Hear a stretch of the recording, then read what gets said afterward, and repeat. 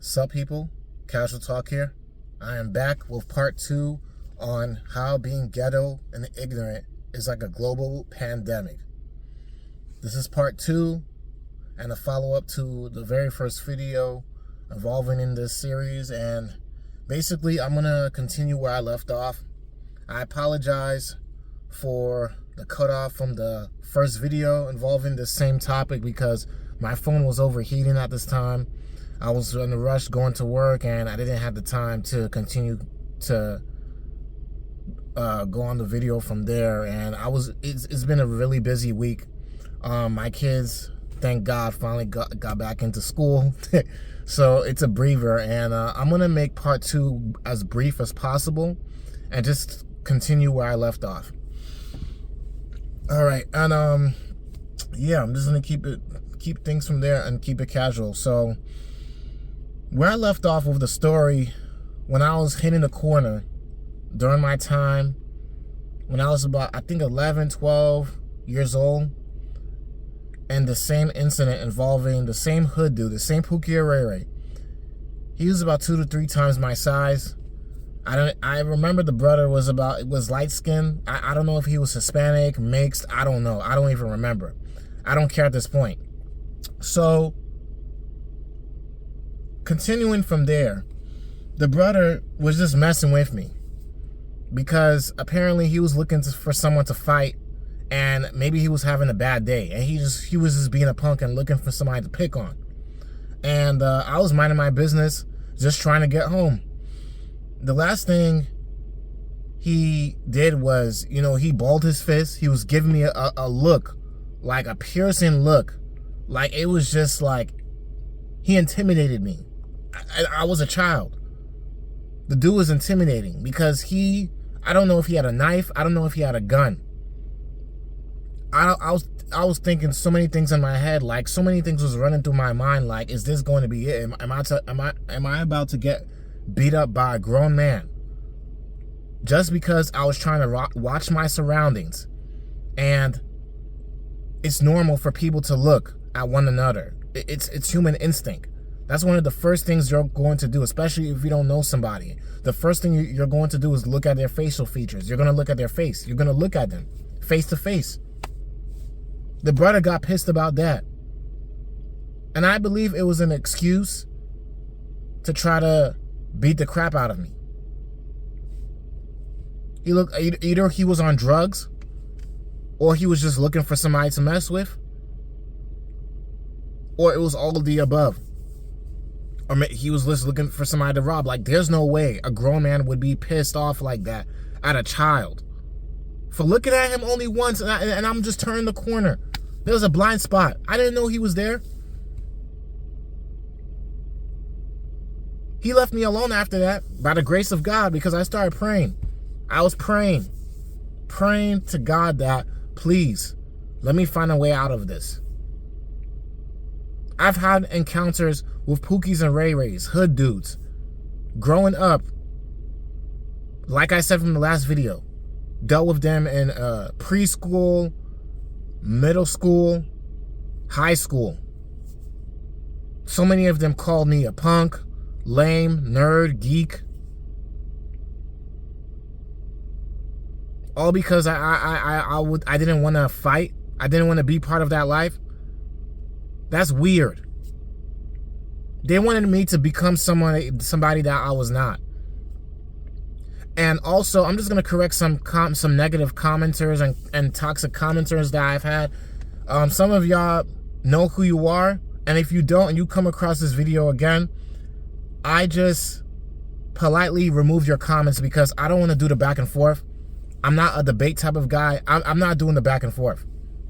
I said it time and time again.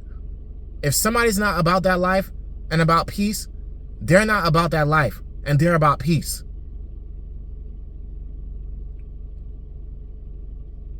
I can make these videos because I understand that there's people that needs a voice and they just want to know, is there somebody out there that I can relate to? Is there people out there going through the same thing that I'm going through? This is one thing I really appreciate about YouTube. I can't say many things, but having the sense of a community and having the space to actually express my frustrations and the things that I've went through. And of course, I'm over it, but it's trauma. Of course, I was traumatized by it. And growing up in the hood, especially being around hood dudes, hood chicks as well, because I was bullied by some of them as well. Especially, there was one that bullied me. That was a freaking dyke. I was like, what? I was like in the 4th or 5th grade when this happened. I mean, I'm a grown man now. When I was reaching like my early 20s, I didn't really get those type of encounters because I did not surround myself around those people after a while. Sure, I had people in the projects that I was cool with. I would say hi and bye, and that's it. What's up? How's it going? Small talk. Other than that, that was the last time I even hung and had to be around Pookie and Ray Ray.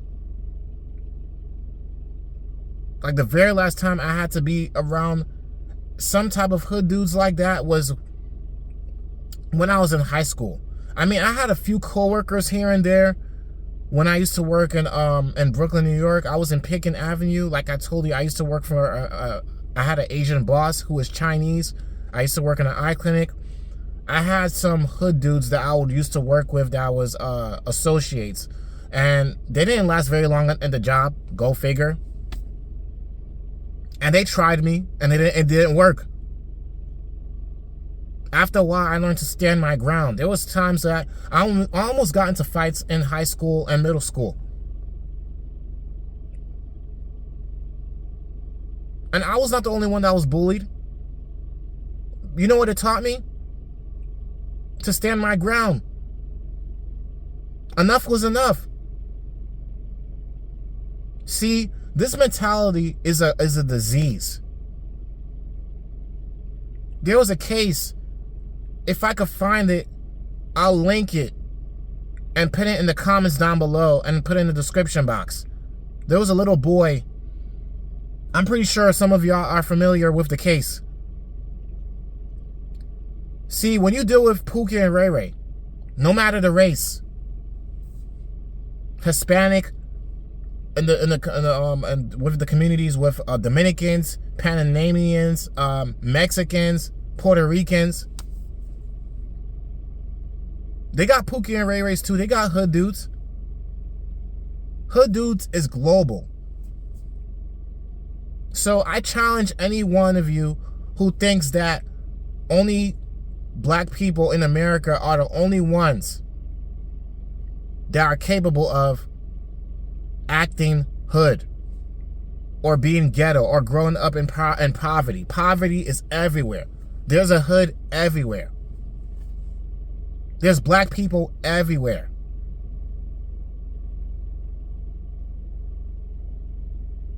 There's so many movies, international movies that I've watched where other races imitated black culture. The black culture, based off social media on how we're represented, is hip-hop, rap, being ghetto, hood, loud, ratchet, blasting our music, our music's disturbing the peace. I don't care if people thinks that, oh, why you talk like that? You don't talk hard. Your voice irritates me.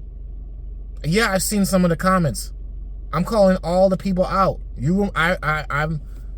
I seen the comments. I removed the comments because I don't got the time for the ignorance and the arguments. And when I seen some of the negative comments, these are from other black people. Some of y'all proved my point. How are we going to get together if we're belittling one another? But when I call black people out like this, they're the same ones that's going to say, oh, Black Lives Matter, black people are supposed to be together. The black community where? Black community where? You're not my brother or sister if you're acting ignorant. Ghetto. Being a bully. I got kids now. You think I want my son to be picked on the same way I was picked on? And I'm going to make a video covering that. I was so happy to leave the hood because I couldn't stand the people that was around me. Sure, I was cool with some of the hood dudes here and there because they had potential. They had the right mentality. They had some type of class. Understanding that, okay, this is cool and this is not cool. It was only the bums, the dudes that had no life, the bullies, the pricks, the scumbags. Those are the type of dudes that I had a problem with. The dudes that thinks that, let me just go and ruin this guy's life. Let me pick on this dude. He looks weak. Even though we're both struggling, you still want what I got. I almost got jumped one time by about, I think it was about 4 to 5 hood dudes. About the same age as me, the time when I was in high school. I was walking home alone, minding my business. One of them came up to me behind me from the back, and he was like, yo, you got $1 on you? And this was the time when I was in Brooklyn, New York. There's a certain strip on Pitkin Avenue. As you go further down, you're entering into Brownsville. And around there's a Western Beef on the right, and on the left side, if you make a left turn, you go further down. The 3 train and the 4 train was right there as well. There was also a bodega. For any one of you who knows what I'm talking about, you know what I'm talking about. So I'm going down the strip, Pitkin Avenue, going further down. Dude came behind me. Yo, you got $1 on you? I was like, no, I don't have $1 on me, man. Next thing you know, 4 to 5 of them scattered, came out of nowhere, surrounding me. They were all friends with each other. They were about the same age as me, maybe 14, 15, 16, 17 years old. I didn't have no Jordans on. I didn't have no Nikes. I dressed like them. Like I don't got no money. Because that's how uncomfortable I felt. Living where I was at in Brownsville. That's how rough Brownsville was for me. Mentally. Regardless of me not being in fights. Physically getting it as far to get there, because there was times that I almost started a fight. Or I almost got into a fight. And this was the times when I was in like middle school, high school, and the people were picking on me. I got tired of it. I stood my ground. They didn't like it. They tried to fight me, and there was people that broke it off. And I stood there. I didn't run away. I didn't say, "Oh, I'm scared." No. See, now today, so many punks and kids now are quick to kill you with a gun if they ever lose in a fight, because you embarrass them, you emasculating them. They were emasculated. That's the reason why so many men today are willing to kill you. So, are those real men or are those little boys? See, I was taught getting older. Shout out to any one of you that listens to the truth of God. Any one of you that believes in God and follow one of the pastors, like Pastor Geno Jennings. I'm going to give him a shout out, because he's one of the realest pastors that I've listened to. Because a lot of pastors now, they're all about money. They're all about making the money, hustling, telling you what you want to hear, lying in your face. But him, he's from the hood, and he carries himself with class. He's proud to have some class, to have some sense. Just because somebody's from the hood, that doesn't mean that they have to be ignorant and imitate the stereotypes of what it means to be from the hood. Because rap culture and hip-hop culture, social media, and other people showed you that this is how hood men is supposed to be. It's the same thing for women. That ignorant comments of, oh, you talk white is dumb. It's stupid. It comes from a place of ignorance and hate. Because those same people that says things like, oh, you talk white, is your wife white? Why do you talk like that for? Your voice irritates me. You don't think that could scar somebody as they get older? If you had a child right now, any one of you who's watching this video, you were raised in the hood or whatever, and you became a product of your own environment, and one of your kids ends up being book smart, intelligent, they talk proper, because there's nothing wrong with talking proper, because actually talking proper is the right language to go, especially in this country, in America. How else are you going to get by? How else is most people going to understand how you speak? I understand if some black people out there, they code switch. I'm not hating on the brothers that grew up around that. I understand some slang. I get it. I understand what, oh, you got some bread on you. I understand some of the slangs. I grew up around it. I heard it. I understand it. I get it. But sometimes, don't you think that there's a time and place? Especially if you want to set an example for your children. You're going to shame your own son or your own daughter if they want to be different from you? They want better? Hey, Dad, I want to go to this university. Bossy, bossy, blah. You're going to shame them for that? You're going to say, oh, you trying to talk white now, son? Like, what does that even mean? Where did we get that from? Since I was a kid, I was a child, I heard other black kids ask me, are you from the hood for real? Like, really?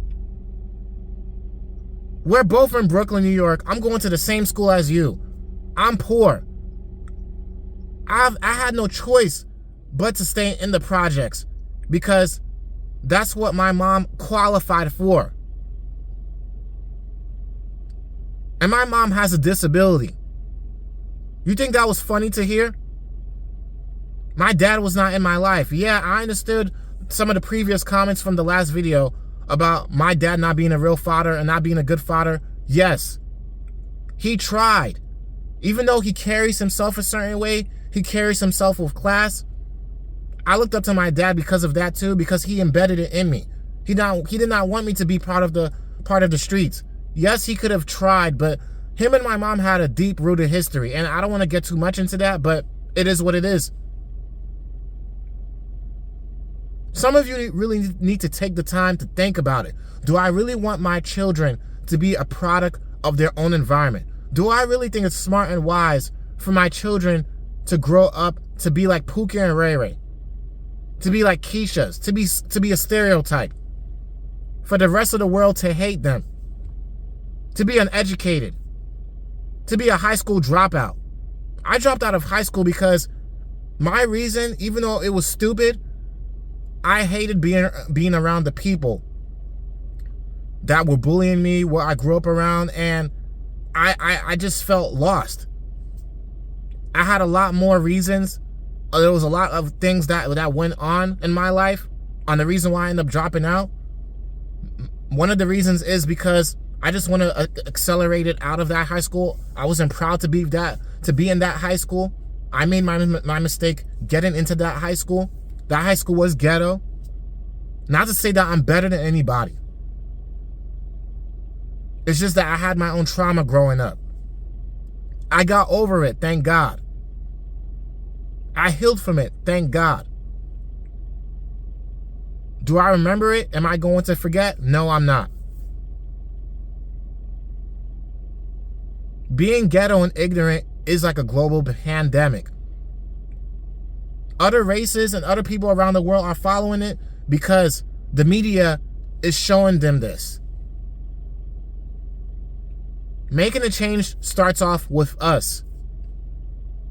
I've had coworkers that asked me questions about just being curious. It doesn't bother me. It doesn't bother me no more. It's ignorant, yes. It comes from a place of some ignorance, yes. A lot of people that does not know any better. Some people may be curious. They've never been around a black person like that before. They may ask certain questions. It happens. It's understandable. I don't get angry about it no more because I don't want to be the stereotype to where, oh, black men are aggressive, mean, hostile, quick to fight, loud, ratchet. That's not me. Even though my dad was barely in my life, my mom also carried some sense to not want her own kids to be a product of their environment. Only one of my sisters, out of all the three of my sisters, they're a lot older than me now. They moved on. Thank God for them. Only one of them fully became a product of their own environment. She's married now. She's gotten a lot better. She's code-switching. I don't know where her life is fully right now, but she's the only one that became a product of her own environment. She's the one I told you about that was mainly in the streets, that was mainly in the gangs, the fights. She had that reputation. What's done is done. All I'm saying is that it's real out here. And for people that does not want to see it, do your research. You could be delusional all you want and say that it's not true. That's not true. Only black people, we're the only ones that are allowed to be hood. No, having a hood ghetto mentality is global. I'm sorry, but it is the reality. I've been around Dominicans when I was in Brooklyn, New York, that imitated this, that act like Pookies and Ray Rays, said, "What's up, my nigga?" They said all of that. I heard white guys talk the exact same way that also acted like straight up hood dudes. There was one white guy that was a Pookie and Ray Ray that accused me of stealing his money one time when I was at the ATM and my kids and my wife was waiting for me in the car one time when I was in upstate New York. Right after he left the pharmacy, I think it was Walgreens or CVS, it was my turn in line to go in the ATM. He came right back in and he accused me of stealing his 20. The dude was about 6 foot tall. I looked around. I looked at him. I said, I didn't steal your 20. I looked at him in his eyes. He looked at me and he was like, "Oh, all right." And he walked right out. Something was wrong with him. Either he was on drugs. I don't know. This is my experience. You can't tell me what I've experienced is not true when I experienced it. Ghetto and ignorant has no limits or no limitations to anyone's race. It's the environment. It's who influenced you. It's what you've been around and what you grew up around. Social media is also to blame, but it also starts off with you. It's the mindset. It's what you chose. It's what you choose to do in the end of the day. As we get older and we mature, we have to understand that, is this what we really want to do? Is this what I want for my kids? Is this what I want for my future? Ask yourself that. And going on with the case on the little boy, I think he was 8, 9 years old. He was abused by both his mom, his biological mother, and his stepfather, so-called stepfather, because he was different, not being gay, but his stepdad accused him of being gay. The kid was like about 8, 9 years old because he did not want to be like him. Hood, ghetto. My condolences goes out to the rest of the family. And this case happened about maybe over 10 years ago. I could be wrong if it's 7, 10 years ago. An old case. not very old, but this happened in the, I don't know if it was the early 2000s or 2010, 2015. If I find a case, I'm going to link it in the comment section and the description box down below. This is what happens when Pookie and Ray Ray take things too far. And you have a so-called father and mother that's about the streets, and they killed their own child and abused them because they were different from them. They wanted to be happy. They wanted to live life. And this kid still loved his mom in the end. And his mom, look, she's in prison right now. Same for her so-called boyfriend. Sorry. Waste of life. May God be with them, because, hey, God has the final say. If they choose to change and repent from that, that's between them and God. That's all I gotta say. I'm not gonna say no more. I gotta take care of my kids tomorrow morning, guys, and I gotta get busy. So anyways, this is part 2 to how being ghetto and ignorant is like a global pandemic. Feel free to comment down below, share your thoughts, and let me know what you think. This is Casual Talk here. Peace out.